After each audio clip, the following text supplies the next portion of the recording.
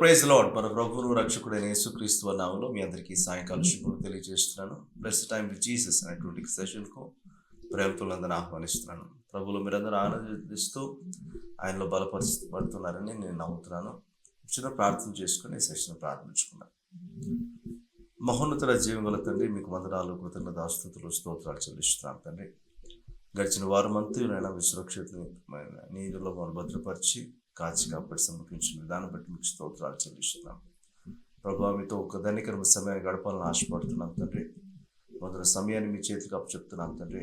మా స్తుతి ఆరాధనలోను, వాక్య ధ్యానంలోను, ప్రార్థనలోను మీరు తోడై నడిపించండి. ప్రతి డిస్ట్రిబ్యూట్ చేసిన యేసు శక్తి నామంలో మీరు లయం చేయండి. మీ సంపూర్ణ నామ అధికారమును బట్టి ప్రభువ ఈ సమయాన్ని మాకు దీవెనకరంగా, మీకు మహిమకరంగా మలచుకోమని మీకే మహిమ ఘనత ప్రభావం ఆరోపిస్తూ మా ప్రభువును రక్షకుడైన యేసుక్రీస్తు నామములో అడిగి పెట్టుకుంటున్నాం తండ్రి.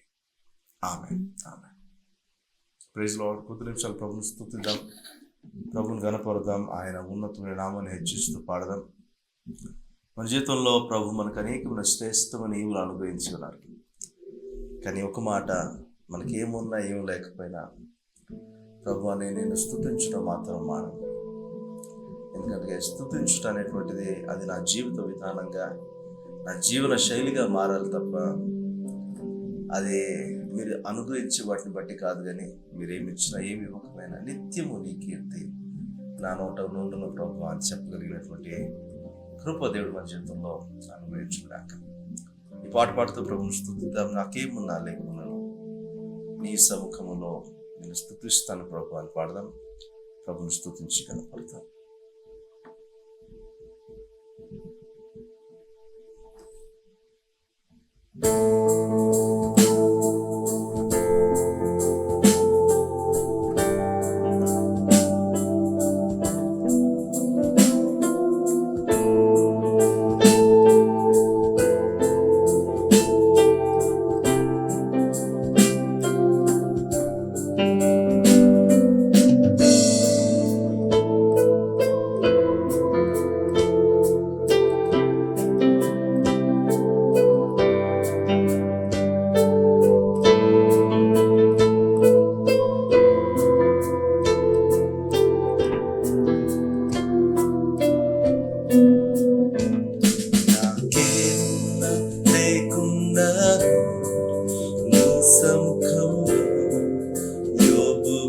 స్తుతి చేయుటకు ఆరాధన నా గమ్యముగా, జీవన శైలిగా అనునిత్యము సేవించెదను. నాకేమున్నా లేకున్నాను నీ సముఖములో యోబు వలె స్తుతి చేయుటకు ఆరాధన నా గమ్యముగా, జీవన శైలిగా అనునిత్యము సేవించెదను. మహిమా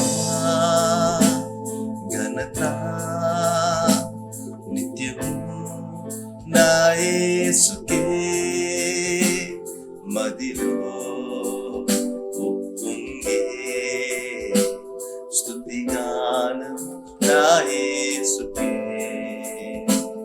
మహిమా ఘనత నిత్యము నా యేసుకే,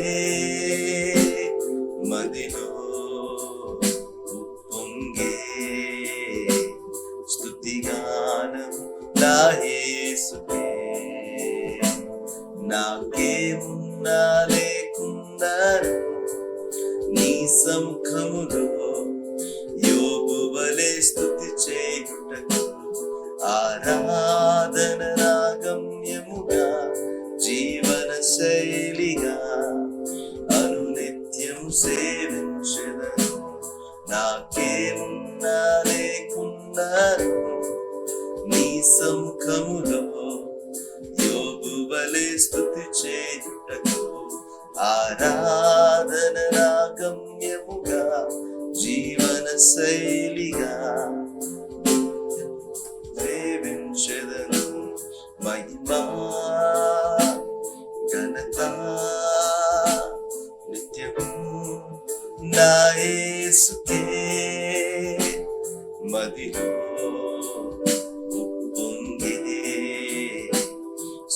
గానము నా యేసుకే.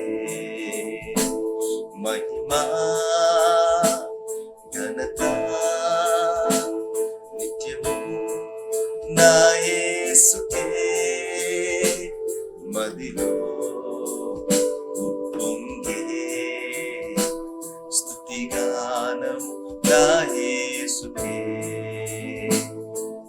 తండ్రిగా నన్ను ప్రేమించితివి, చేర్చుకొంటివి, నీ చిత్తములో నిలిపితివి.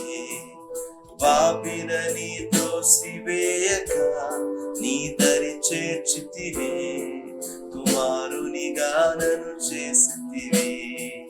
తండ్రిగా నన్ను ప్రేమించితివి, చేర్చుకొంటివి, నీ చిత్తములో నిలిపితివి. పాపినని త్రోసివేయక నీ దరి చేర్చితివి, కుమారునిగా నన్ను చేసితివి. మహిమా ఘనత నిత్యము నా యేసుకే. మదిలో ఉప్పొంగే స్తుతి గానము నా యేసుకే. మహిమా ఘనత నిత్యము నా యేసుకే. మదిలో ఉప్పొంగే స్తుతి గానము నా యేసుకే. నాకేమున్నా లేకున్నాను నీ సముఖములో, యోబు వలె స్తుతి చేయుటకు ఆరాధన రాగమ్యముగా, జీవన శైలిగా అనునిత్యము సేవించెదను. నాకేమున్నా లేకున్నాను నీ సముఖములో, యోబు వలె స్తుతి చేయుటకు ఆరాధన రాగమ్యముగా, జీవన శైలిగా అనునిత్యము సేవించెదను. మహిమా ఘనత నిత్యము నా యేసుకే. మదిలో ఉప్పొంగే స్తుతి గానము నా యేసుకే. మహిమా ఘనత నిత్యము నా యేసుకే. మదిలో ఉప్పొంగే స్తుతి గానము నా యేసుకే.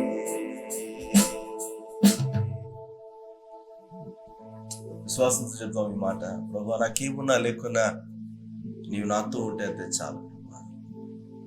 నీవు నా జీవితంలో ఉండడాన్ని బట్టి, నాకు అనుగ్రహించబడిన గొప్ప ధన్యతను బట్టి నీకు స్తోత్రాలు ప్రభువా. నీవు నాతో లేకపోతే నేనేమైపోతాను ప్రభువా. కానీ యోబు తన జీవితంలో సైతము మీరు తను విడిచిపెట్టలేదు కనుక తన ఉనికి ఈ రోజుకి ప్రకటించబడుతుందని ఆయన. ఈరోజు మా జీవితంలో మేము ఉన్నాము అని అంటే మీరు ఉన్నారు కాబట్టి, తండ్రిగా మమ్మల్ని చేర్చుకున్నారు, కుమారులుగా మమ్మల్ని చేర్చుకున్నారు, మీ ప్రేమను మా ఇంట్లో కనపరిచారు, మీ చిత్తంలో మమ్మల్ని నిలబెట్టారు. వందనాలు, స్తోత్రాలు. అపరాధం చేత చచ్చిన స్థితిలో ఉన్న మమ్మల్ని మీ విశేషమైన కృప చేత ఉచితముగా రక్షించుకుని నీతిమంతులుగా మమ్మల్ని చేసినందుకు మీకు స్తోత్రాలు చెల్లిస్తున్నాను. ఇదిగో మా జీవితం ద్వారా మీకే మహిమ, మీకే ఘనత, మీకే ప్రభావం ఎల్లప్పుడూ కలుగునుగాక. ఆరాధన మా గమ్యముగా, స్తుతి మా జీవిత విధానముగా మార్చబడుగాక. మీకే స్తుతిని, ఘనతను, ప్రభావం ఆరోపిస్తూ మా ఈ స్తుతిని, ఆరాధనను మా రక్షకుడైన యేసుక్రీస్తు వారి నామములో అడిగి పెట్టుకుంటున్నాం తండ్రి. ఆమేన్, ఆమేన్, ఆమేన్. ప్రభువుకు స్తుతి నైవేద్యం చెల్లించేటప్పుడు ప్రభువులో మనల్ని ఆయన ఏ విధంగా నిలబెట్టాడు అనే మాట మనకు అర్థమైతే ఆయన స్తుతించడం చాలా ఈజీ. ఈ విషయం చాలామందికి అర్థం కాదు. ఎందుకంటే ఆరాధించడానికి అనేకమైన విధానాలు మనం ఎన్నుకుంటాం, కానీ లోకం ఎలా ఆరాధిస్తుంది? ఒక మనిషిని లోకము ఆరాధిస్తున్నప్పుడు అది ముఖస్థుతిగా మారిపోతుంది. ఆ ముఖస్థుతి ఒకలాంటి పిచ్చిగా మారిపోయి దాన్ని ఒక మనిషి ఆరాధించే అనుభవంలోకి వెళ్ళిపోతారు. అయితే దేవుని ఆరాధించే విషయంలో దేవుడు మన జీవితంలో ఏమై ఉన్నాడో అది మనం గ్రహించుకుంటూనే ఆయన ఉన్నతమైన స్వరూపాన్ని, ఆయన ఉన్నతమైన నామాన్ని కనపరుస్తూ ఆయన విశేషమైన కృపను అనుభవిస్తున్న మనము ఆయన అర్థం చేసుకొని ఆయన కృప ద్వారా మనం పొందిన మేలును జ్ఞాపకం చేసుకుంటూ ప్రభువును ఆరాధింపు అబద్ధమై ఉన్నాము.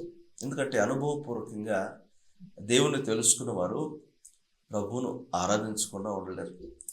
ఇది ఒక నోటితో చేసేటువంటి స్తుతి కాదు, కానీ ఇది కొన్ని పదాలు నేర్చుకొని దేవుని గురించి మరి ఉచ్చరించే విధానం కాదు, కానీ ఇది మీ హృదయాంతరంగం నుంచి దేవుణ్ణి మీరు అర్థం చేసుకొని గ్రహించిన వారుగా, అనుభవించిన వారుగా ప్రభువును ఆరాధించేటువంటి ఒక జీవిత విధానంగా మన జీవితాల్లో ఉండాలి.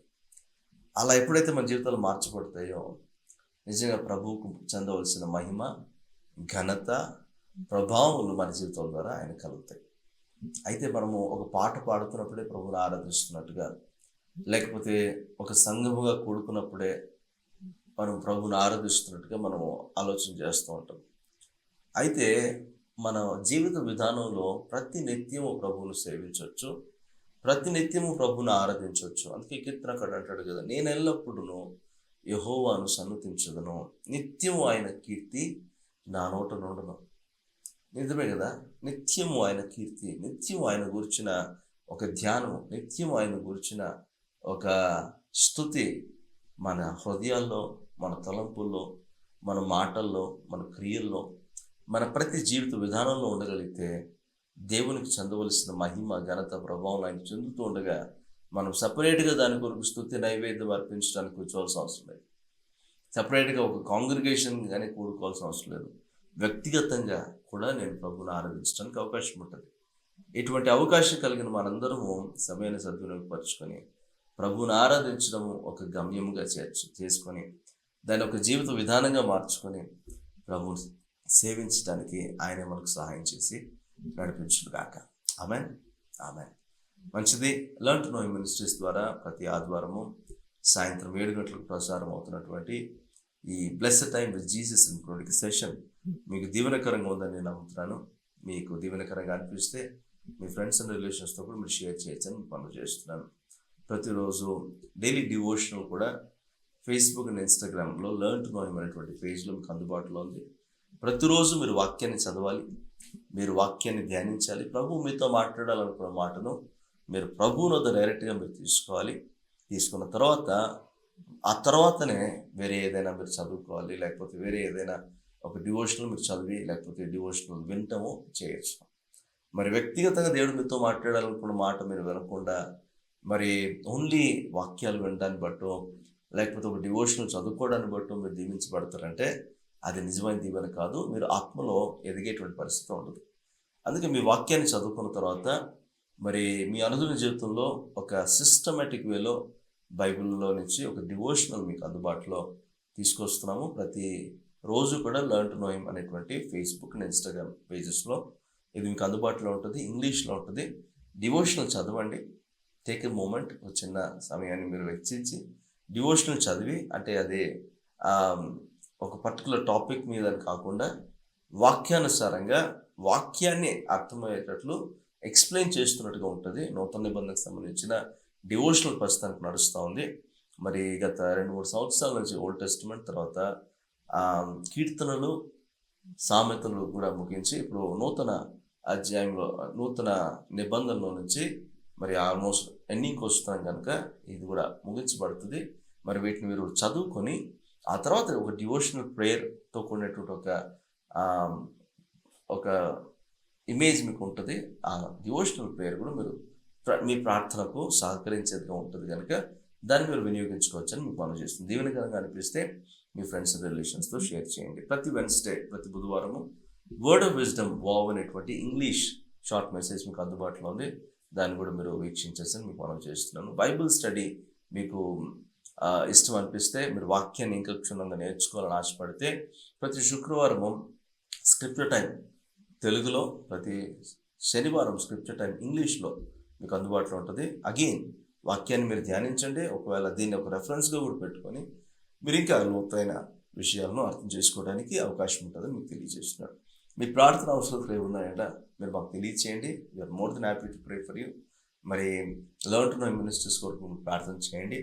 మరి దేవుని వాక్యాన్ని ఉన్నట్టుగా బోధిస్తూ ప్రభువులు బలపరచబడడానికి, అనేకులను సిద్ధపరచడానికి ఈ మినిస్ట్రీ ద్వారా ఆ దేవునికి మహిమ కలగాలని మీరు ఈ మినిస్ట్రీ కొరకు మీరు మీ అనుదిన ప్రార్థనలు జ్ఞాపకం చేసుకోవాలని మనం చేస్తున్నాను. మంచిది, దేవుని వాక్యంలోకి వెళ్దాం. దేవుని వాక్యాన్ని ధ్యానిద్దాం. కొద్ది నిమిషాలు ప్రభువును మనము ధ్యానించుకోవడానికి ప్రయత్నం చేద్దాం. ఇంతవరకు ప్రభువును స్తుతించాము, గణపరిచాము. ఇప్పుడు కొద్ది నిమిషాలు వాక్యాన్ని ధ్యానించి మనము దేవుని యొక్క కృపలను మనం పొందుకోవడానికి ప్రయత్నించేద్దాం. పేతురు రాసిన పత్రిక 3వ అధ్యాయము 18వ వచనం ఒకసారి చదివి ముందుకెళ్దాం. పేతురు రాసిన 2వ పత్రిక 3వ అధ్యాయం 18వ వచనం. మన ప్రభువును రక్షకుడైన యేసుక్రీస్తు అనుగ్రహించు కృపయందును జ్ఞానమందును అభివృద్ధి పొందుడి. ఆయనకు ఎప్పుడును యుగాంత దినము వరకును మహిమ కలుగును గాక. ఆమేన్. దేవుడి మాటలు మన వెనుకల్లో దీవించి ఆశీర్వదించును గాక. దేవుని కృపను గురించి, ఆయన దయను గురించి, ఆయన వాత్సల్యతను గురించి అనేకమైన విషయాలు మనం నేర్చుకుంటూ వస్తున్నాం. గడిచిన సంవత్సరం మొదలుకొని ఈ సంవత్సరాంతం వరకు ఆల్మోస్ట్ మనం చేస్తున్నాము. ఆయన కృపను గురించి, ఆయన కరుణను గురించి, ఆయన దయను గురించి అనేక విషయాలు నేర్చుకుంటూ వచ్చాము. మరి దానికి సంబంధించిన మెసేజెస్ మీకు అందుబాటులో ఉన్నాయి, మీరు చూడండి. అయితే పరిశుద్ధాత్మ యొక్క రోల్ ఏంటి ఈ దయను పొందుకునే విషయంలో, ఈ కృపను సద్వినియోగపరచుకునే విషయంలో పరిశుద్ధాత్మ యొక్క రోల్ ఏంటి అనే దాని గురించి మీతో మాట్లాడాను.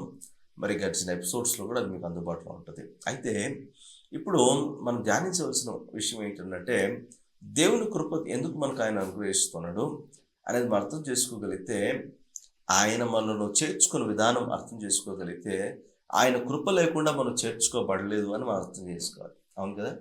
ఎందుకంటే మన అపరాధం చేత మనం చచ్చిన స్థితిలో మనం ఉన్నప్పుడు దేవుడు మనలను తన కృప ద్వారా ఏర్పాటు చేసుకున్నాడంట. తన కృప ద్వారా, తన ప్రేమను బట్టి మనలను నీతిమంతులుగా తీర్చడానికి ఆయన నిర్ణయించుకున్నాడంట. ఆ నిర్ణయాన్ని బట్టి ఆయన కృపలో మనం పాలిభాగస్తులు అవ్వాలనే ఉద్దేశంతో, ఆయన మహిమలో మనం కూడా పాలిభాగస్తులు అవ్వాలనేటువంటి ఉద్దేశంతో దేవుడు మన కొరకు ఒక చక్కటి కార్యాన్ని జరిగించి యేసుక్రీస్తును మన కొరకు పంపించారని మనం చూస్తాం. ఇప్పుడు యేసుక్రీస్తు మన కొరకు రావడాన్ని బట్టి ఆయన సిలువను మోసి, సిలువలో ఒక శాపగ్రాహిగా మన శాపములను, మన పాపములను తన మీద తీసుకొని, ఆయన మన పాపముల కొరకు శిక్షను అనుభవించిన వాడుగా ఆయన చనిపోయి సజీవ యాగంగా తాను మన కొరకు బలిగా అర్పించుకోవడాన్ని బట్టి మనము దేవునితో తిరిగి అంటుకట్టబడడానికి, తిరిగి సమాధానపరచబడడానికి దేవుడు మనకు చక్కటి అవకాశాన్ని యేసుక్రీస్తు బలి ద్వారా అనుగ్రహించారని మనం చూస్తాం. అయితే ఇప్పుడు పేతురు రాసినటువంటి పత్రికలో ఈ కంక్లూడింగ్ రిమార్క్స్ అంటారు వీటిని. అంటే పేతురు రాసిన పత్రికలో 2వ పత్రికలో చివరి వచనంగా మనం ఈ వచనాన్ని చూస్తాం. ఇందులో అంటాడు కదా, మన ప్రభువును రక్షకుడైన యేసుక్రీస్తు అనుగ్రహించు కృపయందును జ్ఞానమందును అభివృద్ధి పొందుడి. ఎందుకు ఈ మాటలు అంటున్నాడంటే, యేసుక్రీస్తు ద్వారా కృప ఈ లోకానికి వచ్చింది అని మనం గ్రహించాలి. మన యోహాను సువార్త చదివినప్పుడు 1వ అధ్యాయంలో మరి మోషే ద్వారా ఈ లోకానికి, లేకపోతే తన ప్రజలకు, స్వకీయ సంపాదమైనటువంటి ఇజ్రాయెల్ ప్రజలకు ధర్మశాస్త్రం అనుగ్రహించబడింది. కానీ యేసుక్రీస్తు రావడాన్ని బట్టి కృపా సత్యములు మనకు అనుగ్రహించబడ్డాయి అని మనం చూస్తున్నాం. ఈ కృపా సత్యములు మనం నడిపించాలి ఇక మొదలుకొని. అందుకొరకే కృప వెంబడి కృప మనకు అనుగ్రహించబడ్డాయి యేసుక్రీస్తు ద్వారా మనం చూస్తున్నాం. అంటే యేసుక్రీస్తుని మనం అర్థం చేసుకుంటే ఆయన ద్వారా మనకు అనుగ్రహించబడిన కృప మనకు అర్థమవుతుంది. ఇప్పుడు యేసుక్రీస్తు ద్వారా మనకు అనుగ్రహించబడిన ఈ కృపలో మనం అభివృద్ధి చెందాలనేటువంటిది దేవునికి ఉద్దేశంగా కనపడుతుంది. అదే పేతురు భక్తుడు మనకు రాస్తున్నాడు. మరి 2 పత్రికలు పేతురు రాసిన తర్వాత ఆఖరిలో ఈ శుభవచనాన్ని చెప్పి, ఈ ఆశీర్వచనాన్ని చెప్పి ముగిస్తున్నాడు. మరి ఎవరైనా ఆఖరి మాటలు చెప్పేటప్పుడు కరెక్ట్గా మరి అందులోని సారాంశాన్ని అంతటిని అందులో వాళ్ళు పెట్టడానికి ఇష్టపడతారు.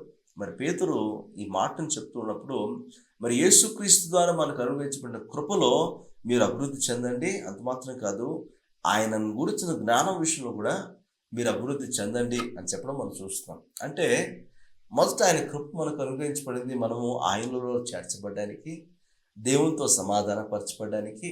అంత మాత్రం కాదు, ఆ కృపను సద్వినియోగపరచుకోగలిగితే ఆయన గురించి ఇంకా విశేషంగా నేర్చుకోవడానికి అవకాశం కూడా ఉంటుంది.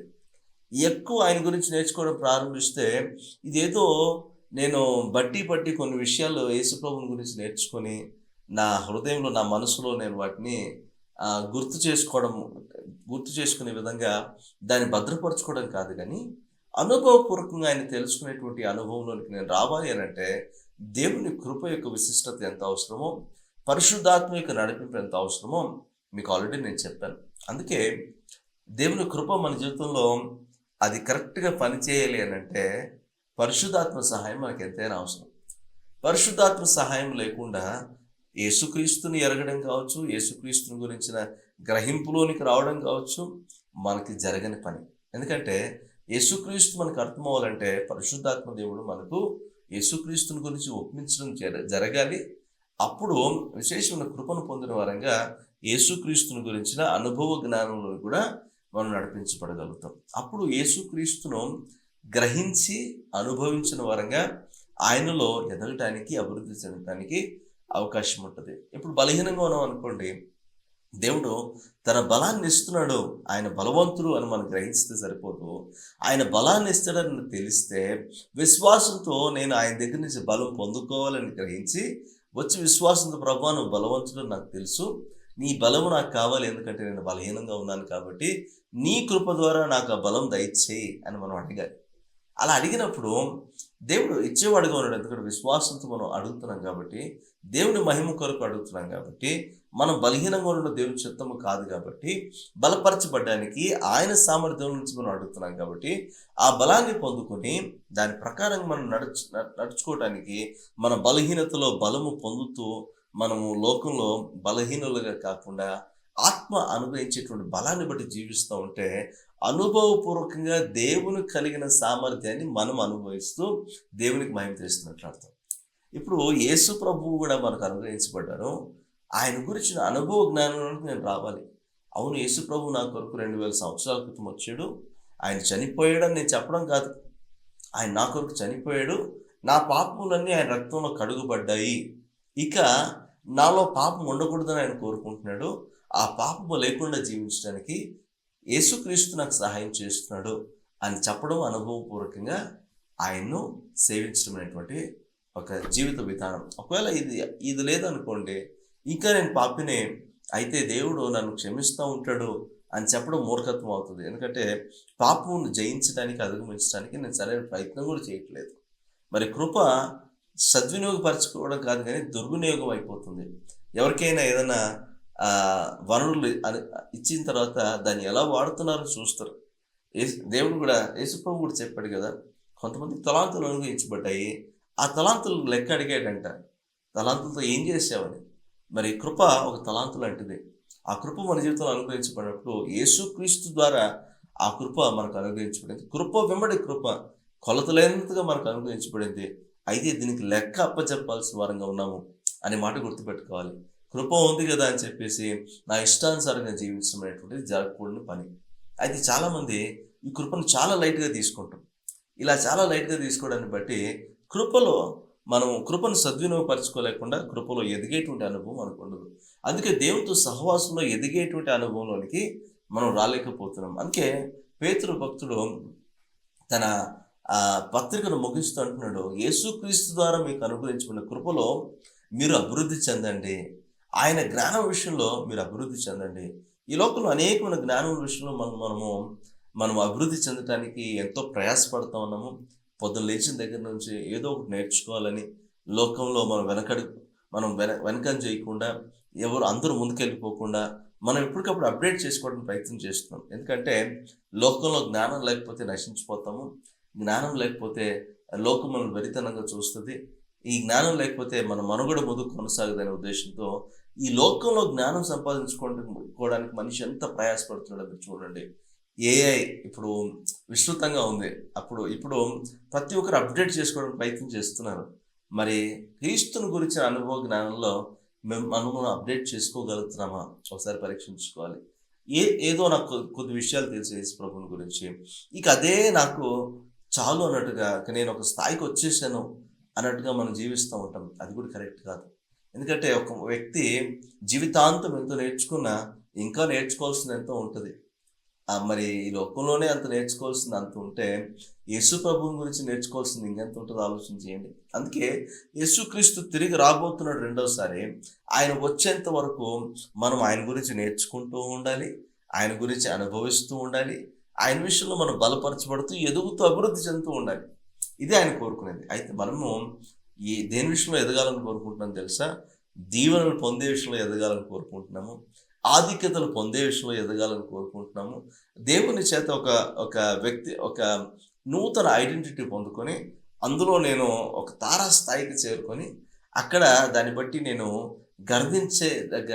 అతిశయించగలిగిన స్థాయికి వెళ్ళాలని కోరుకుంటున్నాను తప్ప, నాకంటూ ప్రభువా నాకేమున్నా లేకున్నా నేను నీలో బతికితే చాలు, నేను నీలో ఎదిగితే చాలు, నువ్వు నన్ను ఏ విధంగా కోరుకుంటున్నావో అలా నన్ను నేను నీకు కనపరుచుకుంటే చాలు అనే విషయాన్ని మనం అసలు గ్రహించట్లేదు. దానికోసం అసలు ప్రయాసే పడడం లేదు. మరి ఇది ఎంతవరకు కరెక్ట్ అంటారో ఆలోచించేయండి. ఎందుకు పేతురు భక్తుడు ఈ మాట చెప్తున్నాడంటే, ఆయనకు ఇప్పుడు నువ్వు యుగాంతంలోకి మహిమ కలగాలి అని అంటే, మనం బ్రతికున్నంత వరకే ఆయనకు మహిమ కలుగుతుంది. ఓకే, మనం చనిపోతే మన సమాధి ఆయన స్తుతించలేదు కదా.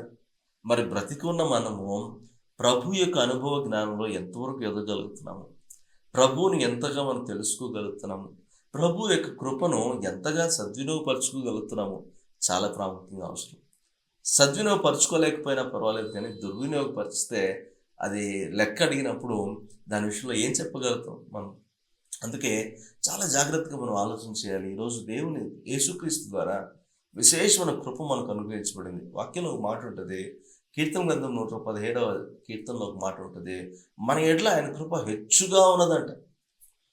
మరి అంత హెచ్చుగా కృప ఈ కృపాయుగంలో మరింత హెచ్చుగా ఇస్తున్నాడు మనకు. పాత నిబంధనలు చెప్పండి మాట అది. నూతన నిబంధనలో ఈ కృపాయుగంలో మరింత విశేషముగా మరింత హెచ్చుగా కృప మనకు అనుగ్రహిస్తూ, ఈ కృపలో అభివృద్ధి చెందండిరా అంటే మనం ఏం చేస్తున్నామంటే, ఈ కృప నాకు ఒక లైసెన్స్ ఇచ్చింది, ఈ లైసెన్స్ని బట్టి నేను ఎలాగైనా ఉండొచ్చు, నేను ఏమైనా చేయొచ్చు, నేను ఏమైనా అడగొచ్చు, నేను ఏదైనా ప్రొఫెసై చేయొచ్చు, ప్రవచించవచ్చు, నేను ఎలాగైనా నడుచుకోవచ్చు, ఏది చేసినా దేవునికి మహిమ అని మనం అనుకుంటున్నాం. నేను దీవించబడితేనే దేవునికి మహిమ అనుకుంటున్నాం. నేను దీవెనలో లేను ప్రభువా, నేను ఒక దరిద్రంలో ఉన్నాను, ఈ దరిద్రంలో ఉంటే నీకు మహిమ లేదయ్యా, నన్ను లేవనెత్తు ప్రభువా, నన్ను బలపరచు ప్రభువా, ఎదిగో నన్ను నిలబెట్టు ప్రభువా అని పాటల రూపంలో సైతం మనం పాడుకుంటూ మనల్ని మనం అభివృద్ధి చెందించుకోవడానికి ప్రయత్నం చేస్తున్నాం. కానీ అంతరంగ పురుషుడైనటువంటి ఆత్మను మనము దేవుళ్ళు అభివృద్ధి చెందించడానికి మనం ప్రయత్నం చేయట్లేదు. అందుకే పేతురు భక్తుడు అంటున్నాడు, మన రక్షకుడైన యేసుక్రీస్తు ద్వారా మీకు అనుగ్రహించబడిన కృప ఎందును జ్ఞానమునందును మీరు అభివృద్ధి చెందుడి అని చెప్తున్నాడు. ఇట్స్ అన్ ఇంపరేటివ్, అంటే అది ఒక కమాండ్ లాంటిది అనమాట. ఇది మీరు అభివృద్ధి చెందండి అంతే. వేరే వాటిలో మీరు అభివృద్ధి చెందినా చెందకపోయినా దీని విషయంలో మీరు అభివృద్ధి చెందండి. ఈరోజు ఎలా అభివృద్ధి చెందవచ్చు మనము? మన ఆత్మకు ఒక ఫ్యూయల్ అవసరం. మన ఆత్మకు దేవుని జ్ఞానాన్ని మనం ప్రతిరోజు అందించాలి. ఎలా అందించగలము? ఇది దేవుని వాక్యం మనకు అనుగ్రహించబడింది. ఆ వాక్యాన్ని ప్రతిరోజు ధ్యానించడాన్ని బట్టి దేవుని గురించిన అనుభవ జ్ఞానంలోనికి నన్ను నేను నడిపించుకోవటానికి దేవుని వాక్యాన్ని ఫీడ్ చేయడం ప్రారంభించాలి నా ఆత్మకు. ఇలా నేను ఫీడ్ చేయడం ప్రారంభిస్తూ ఉంటే దేవుని ఆత్మ ద్వారా మనకు అనుగ్రహించిన కృప ఇది ఫీడ్ చేసుకున్న దాన్ని స్టోర్ చేసుకొని దాన్ని ఎప్పటికప్పుడు మన హృదయంలో ఒకలాగా ధ్యానించే అనుభవంలోనికి పరిశుద్ధాత్మ దేవుడు తీసుకెళ్తాడు. ఈ ధ్యానించే అనుభవంలోనికి రావాలంటే దేవుని కృప చాలా అవసరం. చాలామంది వింటారు, వినటానికే చెవులు ఉన్నాయి కదా, దేవుని వాక్యం విరివిగా మనకు దొరుకుతూ ఉంది. చాలామంది యూట్యూబ్లో కావచ్చు, లేకపోతే టీవీలో కావచ్చు, వాక్యాన్ని విరివిగా వింటూ ఉంటారు. వినటం వల్ల విశ్వాసం కలుగుతుంది, లేదని చెప్పలేదు. కానీ ఆ విశ్వాసం వినటం వలన మాత్రమే కలగదు, కానీ యేసుక్రీస్తుని గురించి వినటం వల్ల కలుగుతుంది అని ఉంది. అంటే ఏంటి?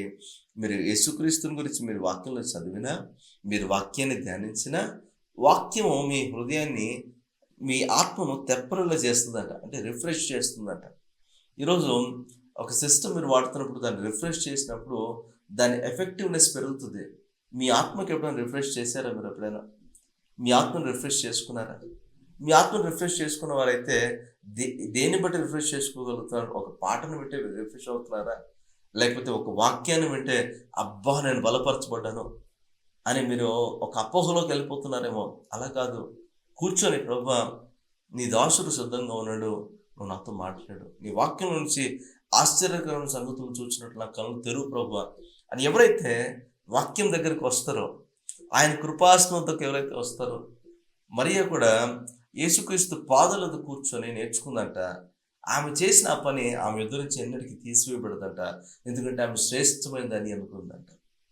అయితే మనం ఏం చేస్తున్నామంటే, మన కన్వీనియన్స్లో ఒక యూట్యూబ్ ఓపెన్ చేసుకోవడము, లేకపోతే ఒక ప్రీచర్ చెప్పిన వాక్యాన్ని వినటము మనం చేస్తున్నాము. కానీ మరి కోర్ వర్డ్, మరి అది మనం నేర్చుకోవడానికి మనం ప్రయాసపడట్లేదు. ఈరోజు వాక్యాన్ని ధ్యానించడానికి కనుక మనం పెట్టగలిగితే, దాని ప్రకారంగా మనం నడుచుకోగలిగితే, మన మార్గమును వర్ధింప చేసుకుంటామంట. విల్ హ్యావ్ గ్రేట్ సక్సెస్ అని యెహోషువ గ్రంథంలో 1వ అధ్యాయంలో మనం చూస్తాం ఈ మాటలను.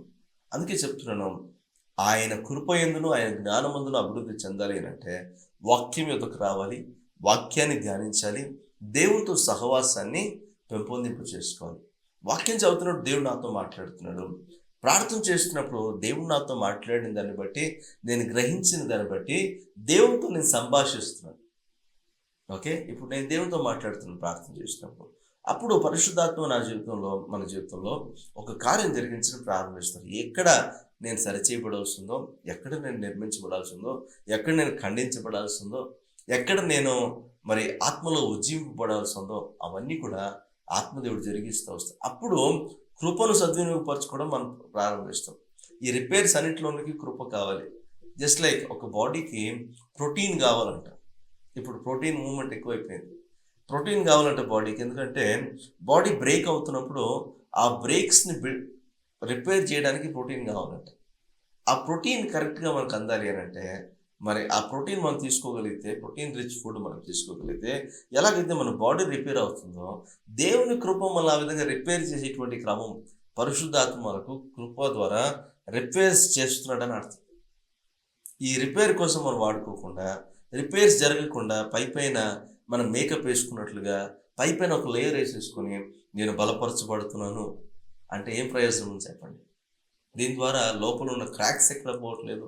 ఒక గోడ క్రాక్స్ వచ్చాయి అనుకోండి, దాన్ని ట్రీట్ చేయాలి. ట్రీట్ చేయకపోతే ఆ క్రాక్ పెద్దది అయిపోయి రేపు పొద్దున వర్షం పడినప్పుడు ఇంకా దాని పరిస్థితి ఇంకా దారుణంగా తయారవుతుంది. మన జీవితాల్లో కూడా మనం బీడుబారిపోతున్నాము, మనం డ్రై అయిపోతున్నాము. మనకు కొంచెం మాయిశ్చరైజర్ లాగా దేవుని కృప ఎంతైనా అవసరం. ఈ దేవుని కృప ఎప్పుడు పనిచేస్తుంది అంటే, వాక్యం మన జీవితంలో పనిచేసినప్పుడే దేవుని కృప పనిచేస్తుంది. వాక్యం మన జీవితంలో పని చేయకుండా కృప మాత్రమే పని చేయాలంటే అది పనిచేసే పరిస్థితి ఉండదు. అందుకే దేవుని యొక్క జ్ఞానం నేర్చుకోవాలన్నా, దేవునిలో మనం వర్ధిల్లాలన్నా, దేవునిలో మనం బలపరచబడాలన్నా, దేవుని వాక్యాన్ని దేవుడికి రావాలి, దేవుని కృపను సద్వినియోగపరచుకోవాలి. అప్పుడే దేవుని గురించిన అనుభవ జ్ఞానంలోనికి మనం రాగలుగుతాం. అప్పుడే మన జీవితాల ద్వారా దేవుని నామం మహిమపరచబడుతుంది. యుగాంతం వరకు దేవుని నామం మన ద్వారా మహిమపరచబడాలి అని అంటే మనం చేయాల్సింది ఒకటే, మన వాక్యం వద్దకు రావాలి, వాక్యంలో నుంచి నేర్చుకోవాలి, వాక్యం యొక్క సారాన్ని గ్రహించాలి, దేవుని కృపను సద్వినియోగపరచుకోవాలి, ఆ కృపలో వర్ధిల్లాలి. కృప వెంబడి కృప ఎందుకు అనుగ్రహించబడిందంటే ఆ కృపలో వర్ధిల్లాలనే ఉద్దేశంతో. ఈ కృప నా అవసరాల కొరకు మాత్రమే కాదు కానీ, నా ఆత్మ వర్ధిల్లడం కొరకు మాత్రమే కాదు కానీ, దేవుని మహిమ కొరకు జీవించడానికి నన్ను సిద్ధపరచడానికి కూడా. ఓకే, అంత మాత్రం కాదు, దేవుని గురించిన జ్ఞానము నన్ను ఆయనలో నిర్మిస్తుంది, ఆయనలో నన్ను స్థిరపరుస్తుంది. ఈ స్థిరపరచబడ్డము మనం పక్కన పెట్టేసి, ప్రభువా నా జీవితం సెటిల్ అవ్వాలి, నన్ను స్థిరపరచువాడవు నీవే, నన్ను బలపరచువాడవు నీవే అని పైపైన మాటలతో మనం ఆరాధిస్తున్నాం. కానీ అలా కాదు, ప్రభువు మనల్ని స్థిరపరుస్తాడు. తన వాక్కు చేత, తన కృప చేత మనల్ని స్థిరపరుస్తాడు. తన అనుభవ జ్ఞానాన్ని బట్టి మన జీవితాలు స్థిరపరచబడతాయి. అలా స్థిరపరచబడిన మన జీవితాలు దేవునికి మహిమ చెల్లించేవిగా ఉంటాయి. ఈరోజు మన ప్రార్థన ఒకటే ఉండాలి. మరి పేతురు తన ఎపిస్టల్ ముగిస్తూ, తన పత్రికను ముగిస్తూ 2 పత్రికల్లో ఆఖరిగా తను చెప్తున్న మాట ఏంటంటే, యేసుక్రీస్తు ద్వారా మీకు అనుగ్రహించబడిన కృప యందును జ్ఞానమందును మీరు అభివృద్ధి చెందండి. అప్పుడు యుగాంతం వరకు దేవునికి మహిమ, ఘనత, ప్రభావం కలుగుతాయని. ఈరోజు మన జీవితాల్లో కూడా, మన జీవితాల ద్వారా కూడా దేవునికి మహిమ, ఘనత, ప్రభావాలు కలగాలంటే యేసుక్రీస్తు ద్వారా మనకు అనుగ్రహించబడిన కృపలోను, ఆయన దయలోను, ఆయన జ్ఞానంలోను వరిదిలే అనుభవాన్ని దేవుడు మనకి ఇవ్వాలని ప్రార్థన చేద్దాం. కళ్ళు మూసుకుందాం. Thank you Lord, thank you Jesus. పరిశుద్ధ జీవం గల తండ్రి, మీకు వందనాలు, స్తోత్రాలు చెల్లిస్తున్నాం తండ్రి. మా జీవితంలో విశేషంగా మీ కృపను మాకు అనుగ్రహించారు. మీ కృప లేకపోతే మేము ఎప్పుడో నశించిపోయే గుంపులో ఉండాల్సిన వాళ్ళం. కానీ మీ కృప మాకు అనుగ్రహించబడ్డాన్ని బట్టి ఈరోజు నీతిమంతులుగా, మీ బిడ్డలంగా పిలువబడేటువంటి ధన్యత మాకు అనుగ్రహించబడింది నాయన. అయితే ప్రభు, ఈ కృపను సద్వినియోగపరచుకునేటువంటి పరిస్థితి మా జీవితంలో చాలా రేరుగా కనపడుతూ ఉంటుంది నాయన. అయితే ఈ కృప మా జీవితంలో హెచ్చుగా మీరు అనుగ్రహిస్తున్నారు. ఆత్మదేవ, దేవుని కృపలో, యేసుక్రీస్తు ద్వారా మాకు అనుగ్రహించిన కృపలో మేము అభివృద్ధి చెందడానికి మాకు సహాయం చేయండి. అదేవిధంగా ఈ కృపను సద్వినియోగపరచుకొని మిమ్మల్ని గురించిన అనుభవ జ్ఞానంలో కూడా మేము ఎదగాలి.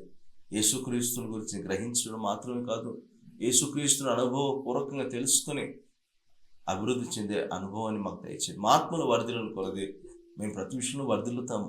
అయితే మా ఆత్మల విషయంలో మేము బాధ్యత కలిగి ముందు కొనసాగటానికి విశ్వాసం మనం బలపరచమని, మరి క్రీస్తు ద్వారా మాకు అనుగ్రహించిన కృపలను, జ్ఞానమునందును వర్ధిల్లటానికి సహాయం చేసి నడిపించమని మా ప్రభువును రక్షకుడైన యేసుక్రీస్తు వారి నామములో వేడుకుంటున్నాం తండ్రి. ఆమేన్. ఆమేన్. Praise Lord. మీరు దీవించబడుతున్నాను నేను నమ్ముతున్నాను. ఆ దీవెనకరంగా అనిపిస్తే మీ ఫ్రెండ్స్ అండ్ రిలేటివ్స్తో కూడా దీన్ని షేర్ చేయండి. మరలా వచ్చే ఆదివారం మనం కలుసుకుందాం. అంతవరకు దేవుని కృప మీకు తోడయుండి యేసుక్రీస్తు ద్వారా అనుగ్రహించిన కృపలోను, జ్ఞానంలోను మనల్ని అభివృద్ధి చెందించుగాక. ఆమేన్.